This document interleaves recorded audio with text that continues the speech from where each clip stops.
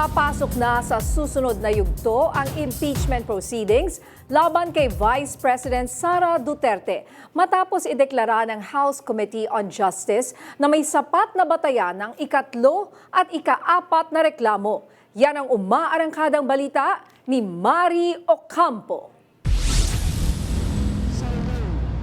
Mabilis na nagkasundo ang mga miyembro ng House Committee on Justice na may sapat na batayan ng mga impeachment complaints laban kay Vice President Sara Duterte. Dahil dito, susunod na ang formal na pagdinig. Ayon kay Committee Chairperson Jervin Luistro, malaking kontribusyon sa pagpapabilis ng desisyon ang laman ng sagot ng bise sa kanyang answer ad cautelam. Again, the reason is wala kasing laman yung sagot except the issue of violation of due process and failure to state ultimate facts. Kung hihimaying mabuti ang tugon ng bise, iilan lamang ang may tuturing na sagot sa mga nasabing reklamo.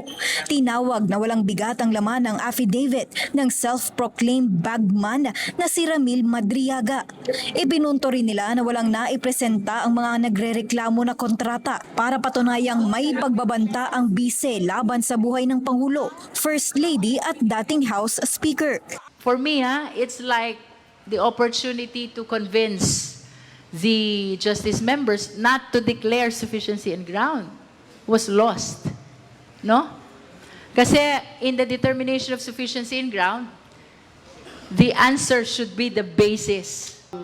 Yung sa usapin po nung Madriaga, the perjury case will proceed as it should. No? So, kung meron hong hindi katotohanan doon, then that they will have to face it at that particular proceeding. Ipinunto naman ni Manila 3rd District Congressman Joel Chua na tila pareho lang ang naging sagot ng bise sa inihaing impeachment complaint noong nakaraang Kongreso. They are now questioning the jurisdiction of this committee without rebutting or answering the accusation point by point.